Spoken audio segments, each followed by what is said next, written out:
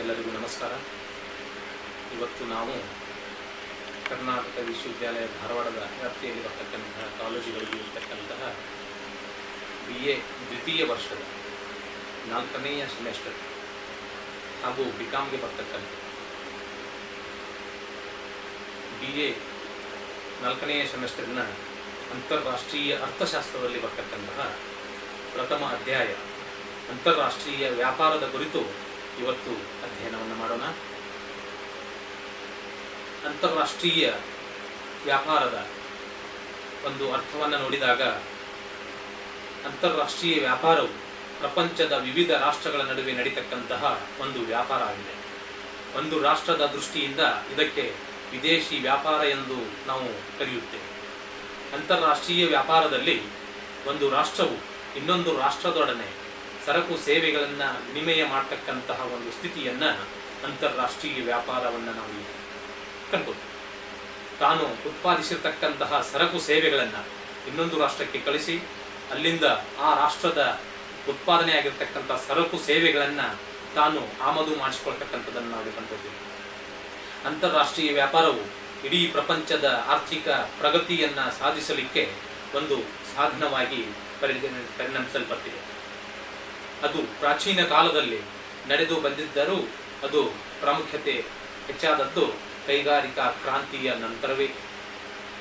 ಇತ್ತೀಚಿನ ವರ್ಷಗಳಲ್ಲಿ ಅದು ಗಾತ್ರದಲ್ಲಿ ವೈವಿಧ್ಯಮಯಾಗಿರ್ತಕ್ಕಂತಹ ದೊಡ್ಡ ಪ್ರಮಾಣದಲ್ಲಿ ಬೆಳವಣಿಗೆ ಆಗಿರ್ತಕ್ಕಂಥದ್ದನ್ನು ನಾವು ಕಂಡುಕೊಳ್ಳುತ್ತೇವೆ. ಅಂತಾರಾಷ್ಟ್ರೀಯ ವ್ಯಾಪಾರದ ಒಂದು ಅವಶ್ಯಕತೆಯನ್ನು ನೋಡಿದಾಗ ಅವಶ್ಯಕತೆಯಲ್ಲಿ ಪ್ರಮುಖವಾಗಿ ಪ್ರಪಂಚದ ವಿವಿಧ ರಾಷ್ಟ್ರಗಳ ನಡುವೆ ವ್ಯಾಪಾರವು ನಡೆಯುವುದಾದರೂ ಏತಕ್ಕೆ ಅಂತಕ್ಕಂಥ ಪ್ರಶ್ನೆ ಉದ್ಭವ ಆಗ್ತದೆ. ಅಂತಾರಾಷ್ಟ್ರೀಯ ವ್ಯಾಪಾರದಿಂದ ನಮಗೆ ಬೇಕಾಗಿರ್ತಕ್ಕಂಥ ವಸ್ತುಗಳನ್ನು ನಾವು ವಿದೇಶಗಳಿಂದ ತರಿಸಿಕೊಳ್ಳಬಹುದು. ನಾವು ತಯಾರಿಸಿರುವ ವಸ್ತುಗಳನ್ನು ವಿದೇಶಗಳಿಗೆ ಕಳಿಸಿಕೊಡಬಹುದಾಗಿದೆ.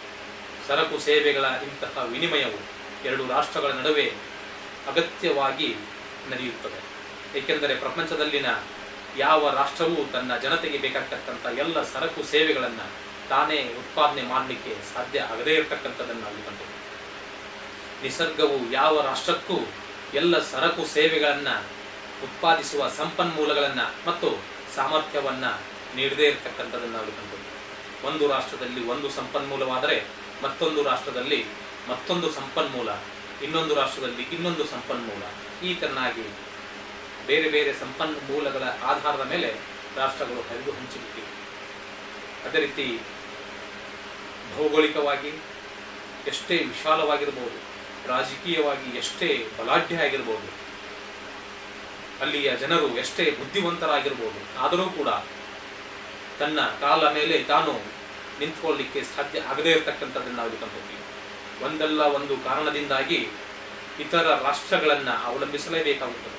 ತನ್ನಲ್ಲಿ ಲಭ್ಯವಿದ್ದಂತಹ ಸಾಧನ ಸಂಪನ್ಮೂಲಗಳನ್ನು, ಅದು ಕೆಲವೇ ಸರಕು ಸೇವೆಗಳನ್ನು ಮಾತ್ರ ದಕ್ಷತೆಯಿಂದ ಅತಿ ಕಡಿಮೆ ಪ್ರಮಾಣದಲ್ಲಿ, ಕಡಿಮೆ ವೆಚ್ಚದಲ್ಲಿ, ಅತಿ ಹೆಚ್ಚು ಪ್ರಮಾಣದಲ್ಲಿ ಉತ್ಪಾದಿಸಬಹುದಾಗಿದೆ. ತಾನು ಅಧಿಕ ಪ್ರಮಾಣದಲ್ಲಿ ಉತ್ಪಾದಿಸಿರ್ತಕ್ಕಂಥ ಸರಕು ಸೇವೆಗಳನ್ನು ಇತರ ರಾಷ್ಟ್ರಗಳಿಗೆ ಕಳಿಸಿ ಆ ರಾಷ್ಟ್ರಗಳಿಂದ ಅವು ತಮ್ಮಲ್ಲಿ ಲಭ್ಯವಿದ್ದ ಸಾಧನ ಸಂಪನ್ಮೂಲಗಳಿಂದ ಕಡಿಮೆ ವೆಚ್ಚದಲ್ಲಿ ಉತ್ಪಾದಿಸಿದಂತಹ ಸರಕು ಸೇವೆಗಳನ್ನು ಅದು ತರಿಸಿಕೊಳ್ಳುತ್ತದೆ. ಹೀಗೆ ಪ್ರತಿಯೊಂದು ರಾಷ್ಟ್ರ ಕೆಲವೊಂದು ಸರಕು ಸೇವೆಗಳನ್ನು ಇತರ ರಾಷ್ಟ್ರಗಳಿಗೆ ರಫ್ತು ಮಾಡಿಬಿಟ್ಟು ಇತರ ರಾಷ್ಟ್ರಗಳಿಂದ ತನಗೆ ಬೇಕಾಗಿರ್ತಕ್ಕಂತಹ ವಸ್ತುಗಳನ್ನು ಆಮದು ಮಾಡಿಕೊಳ್ಳತಕ್ಕಂತಹ ಒಂದು ಸ್ಥಿತಿಯನ್ನು ನಾವಿಲ್ಲಿ ಕಂಡುಕೊಳ್ಳುತ್ತೇವೆ. ಅದಕ್ಕಾಗಿ ಇಡೀ ಪ್ರಪಂಚದಾದ್ಯಂತ ಎಲ್ಲ ರಾಷ್ಟ್ರಗಳಿಗೂ ಕೂಡ ಇದರಿಂದ ಲಾಭ ಆಗ್ತಕ್ಕಂಥದ್ದನ್ನು ನಾವು ಕಂಡುಕೊಳ್ಳುತ್ತೇವೆ. ಅಂತಾರಾಷ್ಟ್ರೀಯ ವ್ಯಾಪಾರ ಅಂತಾರಾಷ್ಟ್ರೀಯ ಶ್ರಮ ವಿಭಜನೆಯನ್ನು ಆಧರಿಸಿರುವುದರಿಂದ ಅದು ಲಾಭಗಳು ಎಲ್ಲ ರಾಜ್ಯಗಳಿಗೂ ಕೂಡ ಅಲ್ಲಿ ಲಭಿಸ್ತಕ್ಕಂಥದ್ದನ್ನು ನಾವು ಕಂಡುಕೊಳ್ಳುತ್ತೇವೆ. ಭೂಗುಣ ಆಗಿರ್ಬೋದು, ವಾಯುಗುಣ ಆಗಿರ್ಬೋದು, ಸ್ವಾಭಾವಿಕ ಸಸ್ಯ ವರ್ಗಗಳಲ್ಲಿ ಇರ್ತಕ್ಕಂಥ ವ್ಯತ್ಯಾಸಗಳ ಮೂಲಕ ಪ್ರಪಂಚದ ವಿವಿಧ ಭಾಗಗಳ ಮಧ್ಯೆ ವಸ್ತುಗಳು ಉತ್ಪಾದನೆಯನ್ನು ಮಾಡ್ತಕ್ಕಂಥದ್ದನ್ನು ನಾವು ನೋಡ್ತೀವಿ. ಅದೇ ರೀತಿ ಬೇರೆ ಬೇರೆ ರಾಷ್ಟ್ರಗಳಲ್ಲಿ ಬೇರೆ ಬೇರೆ ತರನಾದಂತಹ ಒಂದು ಸ್ಥಿತಿ. ಮಧ್ಯಪೂರ್ವ ರಾಷ್ಟ್ರಗಳು ನೈಸರ್ಗಿಕ ಕಾರಣಗಳ ಮೂಲಕ ತೈಲದ ಉತ್ಪಾದನೆಯಲ್ಲಿ ಹೆಚ್ಚು ಮಹತ್ವವನ್ನು ಪಡೆದುಕೊಂಡಿದೆ. ಪ್ರಪಂಚದ ಅನೇಕ ರಾಷ್ಟ್ರಗಳಲ್ಲಿ ಈ ತೈಲ ಸಿಗದೇ ಇರತಕ್ಕಂಥದ್ದು. ನಮ್ಮ ಭಾಗಗಳಲ್ಲಿ ನಾವು ಎಷ್ಟು ಆಳವಾಗಿ ಅಗೆದರೂ ಕೂಡ ತೈಲ ಬಾರದೇ ಇರತಕ್ಕಂಥದ್ದು, ನೀರು ಹೆಚ್ಚಿಗೆ ಉತ್ಪನ್ನ ಹೊಂದತಕ್ಕಂಥದ್ದು. ಆ ರಾಷ್ಟ್ರಗಳಲ್ಲಿ ಎಷ್ಟು ಅಗೆದರೂ ಕೂಡ ನೀರು ಸಿಗದೇ ಇರತಕ್ಕಂಥದ್ದು, ಆ ರಾಷ್ಟ್ರಗಳಲ್ಲಿ ತೈಲದ ಉತ್ಪಾದನೆ ಹೆಚ್ಚಿಗೆ ಇರತಕ್ಕಂಥದ್ದು. ಆಗ ಈ ರಾಷ್ಟ್ರಗಳು ಸ್ವಾಭಾವಿಕವಾಗಿ ತೈಲ ಉತ್ಪಾದಿಸತಕ್ಕಂತಹ ಮಧ್ಯಪೂರ್ವ ರಾಷ್ಟ್ರಗಳನ್ನು ಅವಲಂಬಿಸಲೇಬೇಕಾಗುತ್ತದೆ. ಅದರಂತೆ ತೈಲ ಉತ್ಪಾದಿಸುವ ಈ ರಾಷ್ಟ್ರಗಳು ತಮಗೆ ಬೇಕಾಗ್ತಕ್ಕಂಥ ಆಹಾರ ಪದಾರ್ಥಗಳನ್ನಾಗಿರ್ಬೋದು, ಯಂತ್ರೋಪಕರಣ ಸಿದ್ಧಪಡಿಸಿದ ವಸ್ತುಗಳಿಗಾಗಿ ಆಗಿರ್ಬೋದು, ಇತರ ರಾಷ್ಟ್ರಗಳನ್ನು ಅವಲಂಬಿಸಲೇಬೇಕಾಗುತ್ತದೆ. ಅದೇ ರೀತಿ ಇಲ್ಲಿ ಉದಾಹರಣೆಗಾಗಿ ನಾವು ನೋಡಿದಾಗ ಉಷ್ಣವಲಯದ ದೇಶಗಳು ಟೀ, ಕಾಫಿ, ಹತ್ತಿ, ಸಕ್ಕರೆ, ಸೆಣಬು ಮೊದಲಾದವುಗಳನ್ನು ಉತ್ಪಾದಿಸಲು ಬಹಳ ಯೋಗ್ಯ ಆಗಿವೆ. ಸಮಶೀತೋಷ್ಣ ವಲಯದ ದೇಶಗಳು ಗೋಧಿಯನ್ನು ಬೆಳೀಲಿಕ್ಕೆ, ಹಣ್ಣು ಹಂಪಲಗಳನ್ನು ಬೆಳೀಲಿಕ್ಕೆ, ತರಕಾರಿಗಳನ್ನು ಬೆಳೀಲಿಕ್ಕೆ ಅತ್ಯಂತ ಯೋಗ್ಯವಾದಂಥ ಪರಿಸರವನ್ನು ಅಲ್ಲಿ ಹೊಂದಿರತಕ್ಕಂಥದ್ದನ್ನು ನಾವು ಕಾಣ್ತೀವಿ. ಆದ್ದರಿಂದ ಉಷ್ಣವಲಯದ ರಾಷ್ಟ್ರಗಳು ಸಮಶೀತೋಷ್ಣ ವಲಯದ ರಾಷ್ಟ್ರಗಳೊಡನೆ ವ್ಯಾಪಾರವನ್ನು ಮಾಡ್ತಕ್ಕಂಥದ್ದನ್ನು ನಾವಿಲ್ಲಿ ಕಾಣ್ತೀವಿ. ಅದು ಅನಿವಾರ್ಯವೂ ಕೂಡ. ಅದರಂತೆ ಜನರ ಒಂದು ಬುದ್ಧಿ ಶಕ್ತಿಯಾಗಿರ್ಬೋದು ದೇಶದಿಂದ ದೇಶಕ್ಕೆ ಬದಲಾವಣೆ ಆಗ್ತದೆ. ಭೂಗುಣ, ವಾಯುಗುಣ, ಆರ್ಥಿಕ ಅಭಿವೃದ್ಧಿಗಳ ವ್ಯತ್ಯಾಸಗಳಿಂದ ಒಂದು ದೇಶದ ಜನರು ಬಹಳ ಬುದ್ಧಿವಂತರಾಗಿದ್ದರೆ ಇನ್ನೊಂದು ದೇಶದ ಜನರು ಕಡಿಮೆ ಬುದ್ಧಿವಂತರಾಗಿರ್ತಕ್ಕಂಥದ್ದನ್ನು ನಾವು ಕಾಣ್ತೀವಿ. ಒಂದು ದೇಶದ ಜನರು ದೈಹಿಕವಾಗಿ ಬಲಶಾಲಿಯಾಗಿರ್ಬೋದು, ಇನ್ನೊಂದು ದೇಶದ ಜನರು ಬೌದ್ಧಿಕವಾಗಿ ಬಲಶಾಲಿಯಾಗಿರ್ತಕ್ಕಂಥದ್ದನ್ನು ನಾವು ಕಾಣ್ತೀವಿ. ಬುದ್ಧಿವಂತರಾದಂತಹ ಜನರು ಹೆಚ್ಚಿನ ಬುದ್ಧಿಶಕ್ತಿ ಬೇಕಾಗ್ತಕ್ಕಂತಹ ವ್ಯಾಪಾರ ಉದ್ದಿಮೆಗಳಲ್ಲಿ ಪರಿಣತರಾಗಿ ಪ್ರಯತ್ನ ಮಾಡ್ತಕ್ಕಂಥದ್ದು ಸ್ವಾಭಾವಿಕ. ಆದುದರಿಂದ ಬೇರೆ ಬೇರೆ ರಾಷ್ಟ್ರಗಳಲ್ಲಿ ಬೇರೆ ಬೇರೆ ತೆರನಾದಂತಹ ಉದ್ದಿಮೆಗಳು ಬೆಳವಣಿಗೆ ಆಗ್ತಕ್ಕಂಥದ್ದನ್ನು ನಾವು ಕಾಣ್ತೀವಿ. ವಿವಿಧ ರಾಷ್ಟ್ರಗಳು ತಾವು ಉತ್ಪಾದಿಸಿರ್ತಕ್ಕಂಥ ಸರಕು ಸೇವೆಗಳ ವಿನಿಮಯ ಮಾಡಿಕೊಳ್ತಕ್ಕಂಥದ್ದನ್ನು ಅನಿವಾರ್ಯವಾಗಿದೆ. ಆದುದರಿಂದ ಅಂತಾರಾಷ್ಟ್ರೀಯ ವ್ಯಾಪಾರ ಅನಿವಾರ್ಯತೆ ಕಂಡುಬರುತ್ತದೆ.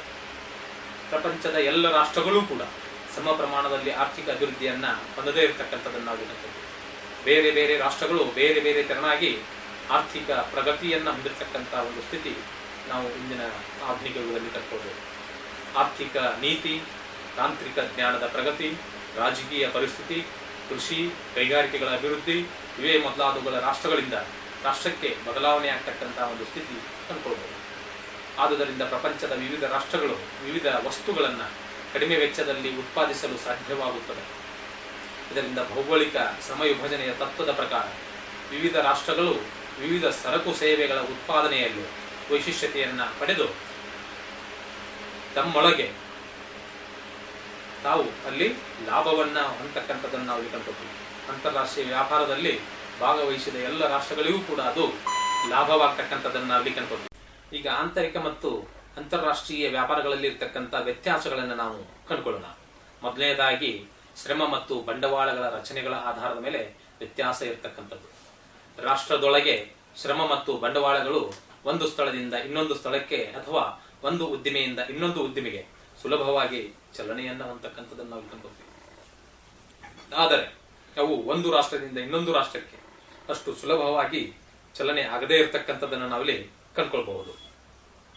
ಇದಕ್ಕೆ ಹಲವಾರು ಕಾರಣಗಳಿವೆ.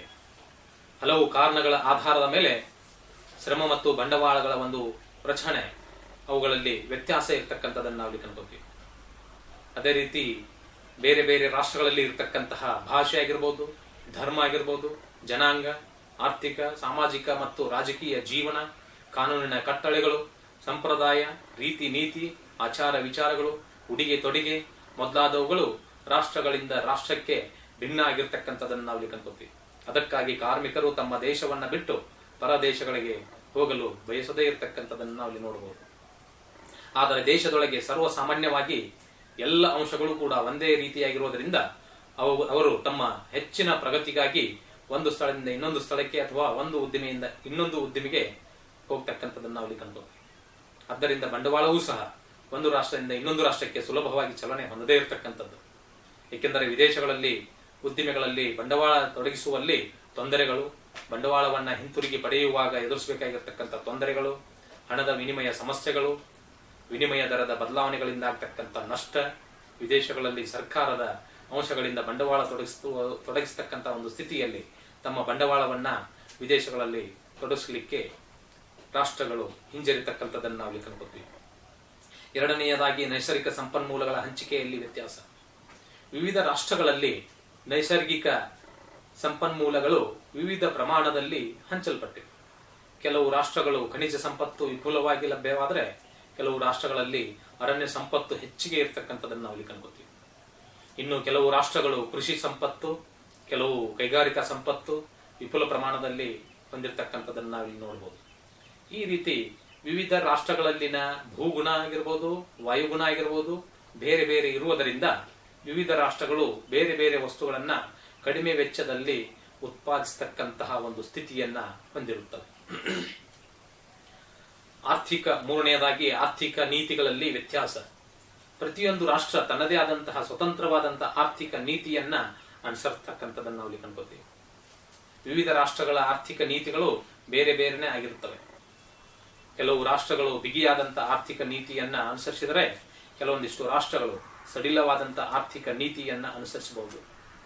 ಈ ತರನಾಗಿ ಆರ್ಥಿಕ ನೀತಿಗಳಿಗೆ ಅನುಗುಣವಾಗಿ ವ್ಯಾಪಾರವು ಹೆಚ್ಚು ಆಗಬಹುದು, ವ್ಯಾಪಾರವು ಕಡಿಮೆನೂ ಕೂಡ ಆಗ್ತಕ್ಕಂಥದ್ದನ್ನು ನಾವು ಕಾಣಬಹುದು.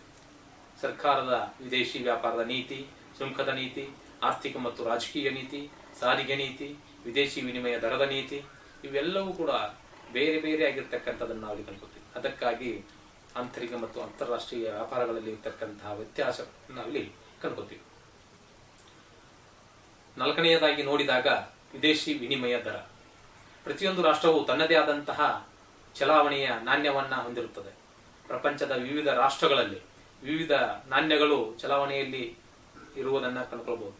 ಉದಾಹರಣೆಗಾಗಿ ಭಾರತದಲ್ಲಿ ರೂಪಾಯಿ, ಬೇರೆ ರಾಷ್ಟ್ರಗಳಲ್ಲಿ ಸ್ಟರ್ಲಿಂಗ್, ಪೌಂಡ್, ಯೆನ್, ಫ್ರಾಂಕ್, ಮಾರ್ಕ್, ಡಾಲರ್, ಈ ತರನಾಗಿ ರೂಬೆಲ್, ಈ ತರನಾಗಿ ಬೇರೆ ಬೇರೆ ರಾಷ್ಟ್ರಗಳಲ್ಲಿ ಬೇರೆ ಬೇರೆ ನಾಣ್ಯಗಳು ಚಲಾವಣೆಯಲ್ಲಿ ಇರ್ತಕ್ಕಂಥದ್ದನ್ನು ಕಂಡುಕೊಳ್ತೀವಿ.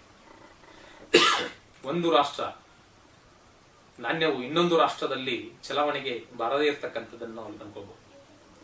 ಒಂದು ರಾಷ್ಟ್ರ ಇನ್ನೊಂದು ರಾಷ್ಟ್ರದ ಜೊತೆಗೆ ವ್ಯಾಪಾರ ಮಾಡಬೇಕು ಅಂತಂದ್ರೆ ಅಲ್ಲಿರ್ತಕ್ಕಂತಹ ಒಂದು ನಾಣ್ಯಕ್ಕೆ ಅದನ್ನ ಪರಿವರ್ತನೆ ಮಾಡ್ತಕ್ಕಂತಹ ಒಂದು ಸಮಸ್ಯೆ, ಅದನ್ನ ವಿನಿಮಯ ಮಾಡ್ತಕ್ಕಂತಹ ಒಂದು ಸಮಸ್ಯೆ. ಅದಕ್ಕಾಗಿ ಒಂದು ರಾಷ್ಟ್ರ ಇನ್ನೊಂದು ರಾಷ್ಟ್ರದ ಮಧ್ಯೆ ವ್ಯಾಪಾರ ವ್ಯತ್ಯಾಸ ಇರತಕ್ಕಂಥದ್ದನ್ನು ನಾವು ಕಂಡುಕೊಳ್ತೀವಿ. ಇನ್ನು ಐದನೆಯ ಒಂದು ಪ್ರಕಾರವನ್ನು ನೋಡಿದಾಗ ಬೇರೆ ಬೇರೆ ವ್ಯಾಪಾರಿ ಪದ್ಧತಿಗಳು, ಅದರ ಆಧಾರದ ಮೇಲೆ ಆಂತರಿಕ ಮತ್ತು ಅಂತಾರಾಷ್ಟ್ರೀಯ ವ್ಯಾಪಾರಗಳಲ್ಲಿ ವ್ಯತ್ಯಾಸ ಇರತಕ್ಕಂಥದ್ದು. ಬೇರೆ ಬೇರೆ ರಾಷ್ಟ್ರಗಳಲ್ಲಿ ಬೇರೆ ಬೇರೆ ವ್ಯಾಪಾರಿ ಪದ್ಧತಿಗಳು ಇರತಕ್ಕಂಥದ್ದನ್ನು ನಾವು ಕಂಡುಕೊಳ್ತೀವಿ. ಒಂದು ರಾಷ್ಟ್ರದಲ್ಲಿ ತೂಕ, ಅಳತೆ, ಸುಂಕದ ನಿಯಮ, ತೆರಿಗೆಯ ಪದ್ಧತಿ, ಆಮದು ರಫ್ತುಗಳ ಒಂದು ನಿಯಮ ಮೊದಲಾದವುಗಳು ಬೇರೆ ಬೇರೆ ಇರುತ್ತವೆ. ಅವುಗಳ ಪರಿಚಯವಿಲ್ಲದೇನೆ ಇತರ ರಾಷ್ಟ್ರಗಳನ್ನೇ ವ್ಯಾಪಾರ ಮಾಡುವುದು ಅತ್ಯಂತ ಕಠಿಣ ಆಗಿರ್ತಕ್ಕಂಥ ಸ್ಥಿತಿಯನ್ನು ನಾವು ಇಲ್ಲಿ ಕಂಡುಕೊಳ್ತೀವಿ. ಆದರೆ ಆಂತರಿಕ ವ್ಯಾಪಾರದಲ್ಲಿ ಇಂತಹ ತೊಂದರೆಗಳು ಉದ್ಭವಿಸದೇ ಇರತಕ್ಕಂತಹ ಒಂದು ಸ್ಥಿತಿ. ಅದಕ್ಕಾಗಿ ಆಂತರಿಕ ವ್ಯಾಪಾರ ಹೆಚ್ಚು ಸಮಂಜಸ ಆಗಿರ್ತಕ್ಕಂಥ. ಆರನೆಯದಾಗಿ ವಿದೇಶಿ ವ್ಯಾಪಾರದ ಸ್ವರೂಪ. ಒಂದು ರಾಷ್ಟ್ರದ ನಿರ್ಯಾತ ಉದ್ದಿಮೆಗಳ ಉತ್ಪಾದನೆಯು ವಿದೇಶಗಳ ಬೇಡಿಕೆಗೆ ಅನುಗುಣವಾಗಿ ಬದಲಾವಣೆ ಆಗ್ತಕ್ಕಂಥದ್ದನ್ನು ನಾವು ಕಂಡುಕೊಳ್ತೀವಿ. ವಿದೇಶಗಳ ಬೇಡಿಕೆಯು ಅಧಿಕವಾದಂತೆ ಈ ಉದ್ದಿಮೆಗಳ ಉತ್ಪಾದನೆಯೂ ಕೂಡ ಅಧಿಕ ಆಗ್ತದೆ. ಅವುಗಳ ಬೇಡಿಕೆಯು ಕಡಿಮೆಯಾದರೆ ಉದ್ದಿಮೆಗಳ ಉತ್ಪಾದನೆಯೂ ಕಡಿಮೆ ಆಗ್ತದೆ.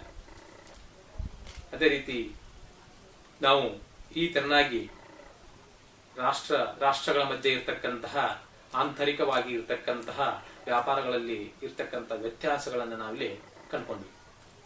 ಇನ್ನು ನಾವು ಅಂತಾರಾಷ್ಟ್ರೀಯ ವ್ಯಾಪಾರದಿಂದ ಆಗ್ತಕ್ಕಂಥ ಹಲವು ಪ್ರಯೋಜನಗಳನ್ನು ನಾವಿಲ್ಲಿ ಕಂಡುಕೊಳ್ಳೋಣ. ಅಂತಾರಾಷ್ಟ್ರೀಯ ವ್ಯಾಪಾರವು ಅಂತಾರಾಷ್ಟ್ರೀಯ ಮಟ್ಟದಲ್ಲಿ ಶ್ರಮ ವಿಭಜನೆಯ ತತ್ವವನ್ನ ಮತ್ತು ವೈಶಿಷ್ಟ್ಯತೆಯನ್ನ ಅಳವಡಿಸಲು ಅವಕಾಶವನ್ನ ಮಾಡಿಕೊಡುತ್ತದೆ. ಇದರಿಂದ ವಸ್ತುಗಳ ಉತ್ಪಾದನೆಯು ಹೆಚ್ಚಿಗೆ ಆಗ್ತಕ್ಕಂಥದ್ದನ್ನ, ಉತ್ಪಾದನೆಯ ವೆಚ್ಚವು ಕಡಿಮೆ ಆಗ್ತಕ್ಕಂಥದ್ದನ್ನ ನಾವು ಕಂಡು ಪ್ರತಿಯೊಂದು ರಾಷ್ಟ್ರಕ್ಕೆ ತನ್ನಲ್ಲಿರತಕ್ಕಂಥ ಸಂಪನ್ಮೂಲಗಳನ್ನ ಸಂಪೂರ್ಣವಾಗಿ ಬಳಸಿಕೊಳ್ಳಲಿಕ್ಕೆ ಸಾಧ್ಯವಾಗುತ್ತದೆ. ಇದರಿಂದ ಪ್ರಪಂಚದ ಒಟ್ಟು ಸಂಪತ್ತು ಮತ್ತು ಕಲ್ಯಾಣ ಹೆಚ್ಚಿಗೆ ಆಗ್ತಕ್ಕಂಥದ್ದನ್ನು ನಾವು ಇಲ್ಲಿ ಕಂಡು. ಇದು ಒಂದು ಅಂತಾರಾಷ್ಟ್ರೀಯ ವ್ಯಾಪಾರದಿಂದ ಆಗ್ತಕ್ಕಂತಹ ಒಂದು ಲಾಭ. ಎರಡನೇದ್ದು, ಅಂತಾರಾಷ್ಟ್ರೀಯ ವ್ಯಾಪಾರದಿಂದ ಪ್ರತಿಯೊಂದು ರಾಷ್ಟ್ರದ ಜನರಿಗೆ ತಾವು ಉತ್ಪಾದಿಸದೇ ಇರತಕ್ಕಂತಹ ಮತ್ತು ಉತ್ಪಾದಿಸಿದರೆ ಅಧಿಕ ವೆಚ್ಚ ತಗಲ್ತಕ್ಕಂತಹ ವಸ್ತುಗಳನ್ನ ಪರ ರಾಷ್ಟ್ರಗಳಿಂದ ಕಡಿಮೆ ಬೆಲೆಗೆ ತರಿಸಿಕೊಳ್ಳತಕ್ಕಂಥದ್ದನ್ನು ನಾವು ಇಲ್ಲಿ ಕಂಡುಕೊಳ್ತೀವಿ. ಇದು ಕೂಡ ಒಂದು ಅಂತಾರಾಷ್ಟ್ರೀಯ ವ್ಯಾಪಾರದಿಂದ ಆಗ್ತಕ್ಕಂತಹ ಲಾಭವೇ ಸರಿ. ಮೂರನೇದಾಗಿ, ಅಂತಾರಾಷ್ಟ್ರೀಯ ವ್ಯಾಪಾರದಿಂದ ಪ್ರತಿಯೊಂದು ರಾಷ್ಟ್ರಕ್ಕೆ ತನ್ನಲ್ಲಿ ಲಭ್ಯವಿರುವ ಸಂಪನ್ಮೂಲಗಳನ್ನ ಅಪವ್ಯಯ ಮಾಡದೇನೆ ಸಂಪೂರ್ಣವಾಗಿ ಬಳಸಲಿಕ್ಕೆ, ಅವುಗಳನ್ನು ಉಪಯೋಗ ಮಾಡಲಿಕ್ಕೆ ಸಾಧ್ಯ ಆಗ್ತಕ್ಕಂಥದ್ದನ್ನು ನಾವು ಇಲ್ಲಿ ಕಂಡುಕೊಳ್ತೀವಿ. ಕ್ಷಾಮ ಆಗಿರ್ಬೋದು, ಅಥವಾ ತುರ್ತು ಪರಿಸ್ಥಿತಿ ಆಗಿರಬಹುದು, ಯಾವುದೇ ವಸ್ತುವಿನ ಕೊರತೆ ಉಂಟಾದಂತಹ ಸನ್ನಿವೇಶದಲ್ಲಿ ಆ ವಸ್ತುವನ್ನ ಇತರ ರಾಷ್ಟ್ರಗಳಿಂದ ಆಮದು ಮಾಡಿಸಿಕೊಂಡು ಕೊರತೆಯ ಪರಿಸ್ಥಿತಿಯನ್ನ ಅತ್ಯಂತ ಯಶಸ್ವಿಯಾಗಿ ಎದುರಿಸ್ತಕ್ಕಂತಹ ಒಂದು ಸ್ಥಿತಿಯನ್ನು ನಾವಿಲ್ಲಿ ಕಂಡುಕೊಳ್ತೀವಿ. ಅಂತಾರಾಷ್ಟ್ರೀಯ ವ್ಯಾಪಾರದಿಂದ ಅನೇಕ ವಸ್ತುಗಳ ಬೆಲೆಗಳಲ್ಲಿ ಆಗ್ತಕ್ಕಂತಹ ಏರುಪೇರುಗಳನ್ನು ನಿವಾರಿಸಿ ಅವುಗಳಲ್ಲಿ ಸ್ಥಿರತೆಯನ್ನ ಕಾಯ್ದುಕೊಳ್ಳಲು ಪ್ರತಿಯೊಂದು ರಾಷ್ಟ್ರಕ್ಕೂ ಕೂಡ ಅಲ್ಲಿ ಸಾಧ್ಯ ಆಗ್ತಕ್ಕಂಥದ್ದನ್ನು ನಾವಿಲ್ಲಿ ಕಂಡುಕೊಳ್ತೀವಿ. ಇದು ಕೂಡ ಒಂದು ಲಾಭ. ಆರನೇದಾಗಿ, ಅಂತಾರಾಷ್ಟ್ರೀಯ ವ್ಯಾಪಾರವು ಪೈಪೋಟಿಗೆ ಅವಕಾಶವನ್ನು ಮಾಡಿಕೊಡುತ್ತದೆ. ಪರ ರಾಷ್ಟ್ರಗಳ ಪೈಪೋಟಿಯ ಭಯದಿಂದ ರಾಷ್ಟ್ರದಲ್ಲಿನ ಉತ್ಪಾದಕರು ತಮ್ಮ ವಸ್ತುಗಳ ಗುಣಮಟ್ಟವನ್ನ ಹೆಚ್ಚಿಸ್ತಕ್ಕಂಥದ್ದನ್ನು ನಾವು ಕಂಡುಕೊಳ್ತೀವಿ. ಉತ್ಪಾದನಾ ವೆಚ್ಚವನ್ನು ತಗ್ಗಿಸಿ ಸ್ಪರ್ಧಾತ್ಮಕವಾದಂತಹ ಬೆಲೆಗಳಿಗೆ ಅವುಗಳನ್ನ ಮಾರಾಟ ಮಾಡಲು ಪ್ರಯತ್ನ ಪಡ್ತಕ್ಕಂಥದ್ದನ್ನು ನಾವು ಕಂಡುಕೊಳ್ಬಹುದು. ರಾಷ್ಟ್ರಗಳಲ್ಲಿ ಕೆಲವೊಂದು ವಸ್ತುಗಳ ಉತ್ಪಾದನೆಯಲ್ಲಿ ಏಕಸ್ವಾಮ್ಯತೆ ಉಂಟಾದಂತಹ ಒಂದು ಸನ್ನಿವೇಶದಲ್ಲಿ ಅದನ್ನ ಏಕಸ್ವಾಮ್ಯತೆಯನ್ನ ಮುರಿಯಲು ಅಂತಾರಾಷ್ಟ್ರೀಯ ವ್ಯಾಪಾರವು ನೆರವಾಗ್ತಕ್ಕಂಥದ್ದನ್ನು ನಾವು ಕಂಡುಕೊಳ್ತೇವೆ. ಅದಕ್ಕಾಗಿ ಅಂತಾರಾಷ್ಟ್ರೀಯ ವ್ಯಾಪಾರ ಲಾಭದಾಯಕ ಆಗಿರ್ತಕ್ಕಂಥದ್ದನ್ನು ನಾವು ಕಂಡುಕೊಳ್ಬಹುದು.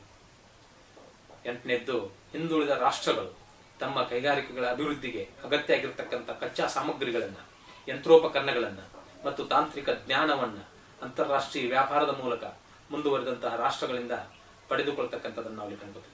ಅದರಂತೆ ಮುಂದುವರೆದಂತಹ ರಾಷ್ಟ್ರಗಳು ತಾವು ದೊಡ್ಡ ಪ್ರಮಾಣದಲ್ಲಿ ಉತ್ಪಾದಿಸತಕ್ಕಂತಹ ಅನೇಕ ವಸ್ತುಗಳನ್ನು ಅಂತಾರಾಷ್ಟ್ರೀಯ ವ್ಯಾಪಾರದ ಮೂಲಕ ಪ್ರಪಂಚದ ವಿಶಾಲವಾದಂತಹ ಮಾರುಕಟ್ಟೆಯಲ್ಲಿ ಮಾರಾಟ ಮಾಡ್ತಕ್ಕಂಥದ್ದನ್ನು ನಾವು ಕಂಡುಕೊಳ್ಬಹುದು.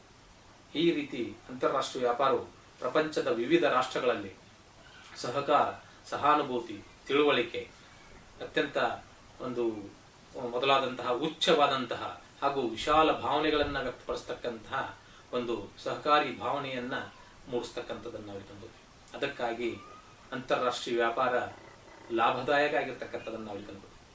ಇನ್ನು ಅನಾನುಕೂಲತೆಗಳನ್ನು ನೋಡಿದಾಗ ಅಂತಾರಾಷ್ಟ್ರೀಯ ವ್ಯಾಪಾರವು ಅನೇಕ ಪ್ರಯೋಜನಗಳನ್ನು ಯಾವ ರೀತಿ ಹೊಂದಿದೆ, ಅದಕ್ಕೆ ತಕ್ಕಂತೆಯೇ ಅನಾನುಕೂಲತೆಗಳನ್ನು ಕೂಡ ಅದು ಹೊಂದಿರುವುದನ್ನು ನಾವು ಕಂಡುಕೊಳ್ತೀವಿ.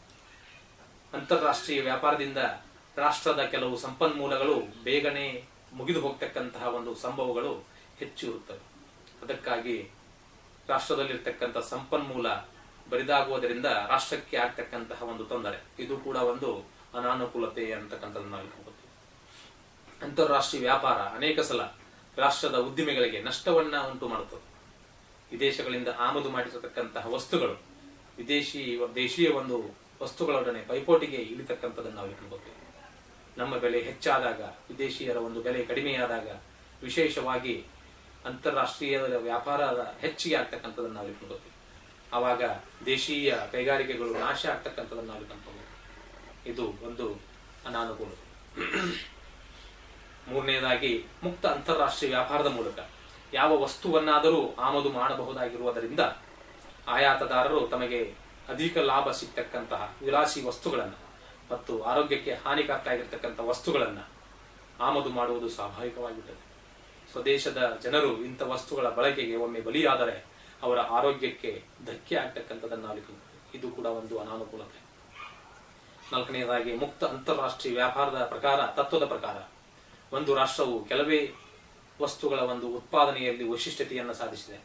ಉಳಿದೆಲ್ಲ ವಸ್ತುಗಳಿಗಾಗಿ ಇತರ ರಾಷ್ಟ್ರಗಳನ್ನು ಅವಲಂಬಿಸಬೇಕಾಗುತ್ತದೆ. ಇದರಿಂದ ರಾಷ್ಟ್ರದ ಹಿತಕ್ಕೆ, ರಾಷ್ಟ್ರದ ಒಂದು ರಕ್ಷಣೆಗೆ ಬಹಳ ಅಪಾಯ ಆಗುತ್ತದೆ. ಏಕೆಂದರೆ ರಾಷ್ಟ್ರದ ರಕ್ಷಣೆಗೆ ಬೇಕಾಗ್ತಕ್ಕಂತಹ ರಕ್ಷಣಾ ಸಾಮಗ್ರಿಗಳನ್ನು ಪರ ರಾಷ್ಟ್ರಗಳ ಮೇಲೆ ಅವಲಂಬನೆಯನ್ನು ಹೊಂದಿದಾಗ, ಅವರು ನಮಗೆ ಕಳಿಸದೇ ಇದ್ದಾಗ ನಮಗೆ ರಕ್ಷಣಾ ಒಂದು ವ್ಯವಸ್ಥೆಯಲ್ಲಿ ತೊಂದರೆ ಆಗ್ತಕ್ಕಂಥದ್ದನ್ನು ನಾವು ಕಂಡುಕೊಳ್ತೀವಿ. ಇದು ಕೂಡ ಒಂದು ಅನಾನುಕೂಲತೆ ಅಂತ ಹೇಳಿ ನಾವು ಕಂಡುಕೊಳ್ಬಹುದು. ಐದನೆಯದಾಗಿ, ಅಂತಾರಾಷ್ಟ್ರೀಯ ವ್ಯಾಪಾರವು ವಾಣಿಜ್ಯದ ಘರ್ಷಣೆಗಳಿಗೆ ಮತ್ತು ಜಾಗತಿಕ ಮಹಾಯುದ್ಧಗಳಿಗೆ ಎಡೆಮಾಡಿಕೊಳ್ತಕ್ಕಂಥದ್ದನ್ನು ನಾವು ಕಂಡುಕೊಳ್ತೀವಿ. ಈಗ ಹಿಂದಕ್ಕೆ ಸಂಭವಿಸಿರ್ತಕ್ಕಂತಹ 2 ಮಹಾಯುದ್ಧಗಳು ಇಂತಹ ವಾಣಿಜ್ಯದ ಘರ್ಷಣೆಯಿಂದಲೇ ಆಗಿರ್ತಕ್ಕಂಥದ್ದನ್ನು ನಾವು ಇಲ್ಲಿ ಸ್ಮರಣೆಯಲ್ಲಿ ತೆಗೆದುಕೊಳ್ಳಬಹುದು. ಆರನೆಯದಾಗಿ, ಅಂತಾರಾಷ್ಟ್ರೀಯ ವ್ಯಾಪಾರದಿಂದ ಒಂದು ರಾಷ್ಟ್ರದಲ್ಲಿ ಸಂಭವಿಸುವ ಆರ್ಥಿಕ ಏರಿಳಿತಗಳು ಇತರ ರಾಷ್ಟ್ರಗಳಿಗೂ ಕೂಡ ಅಲ್ಲಿ ಪಸರಿಸಿರ್ತಕ್ಕಂಥದ್ದನ್ನು ನಾವು ಕಂಡುಕೊಳ್ತೀವಿ. ಉದಾಹರಣೆಗಾಗಿ 1929ರಲ್ಲಿ ಆಗಿರ್ತಕ್ಕಂತಹ ಮಹಾ ಆರ್ಥಿಕ ಮುಗ್ಗಟ್ಟು ಮೊದಲು ಅಮೆರಿಕೆಯಲ್ಲಿ ತಲೆದೋರಿತ್ತು. ನಂತರ ಪ್ರಪಂಚದಾದ್ಯಂತ ಎಲ್ಲ ರಾಷ್ಟ್ರಗಳಲ್ಲಿಯೂ ಕೂಡ ಆರ್ಥಿಕ ಮುಗ್ಗಟ್ಟು ಸಂಭವಿಸಿರ್ತಕ್ಕಂಥದ್ದನ್ನು ನಾವು ಕಂಡುಕೊಳ್ತೀವಿ. ಈ ತೆರನಾಗಿ ಅಂತಾರಾಷ್ಟ್ರೀಯ ವ್ಯಾಪಾರದಲ್ಲಿ ಅನೇಕ ಅನಾನುಕೂಲತೆಗಳು ಇದ್ರೂ ಕೂಡ ಅವುಗಳನ್ನು ಪರಸ್ಪರ ತಿಳುವಳಿಕೆ, ಸಹಕಾರ, ಸಹಾನುಭೂತಿಗಳಿಂದ ಕಡಿಮೆ ಮಾಡಬಹುದಾಗಿದೆ.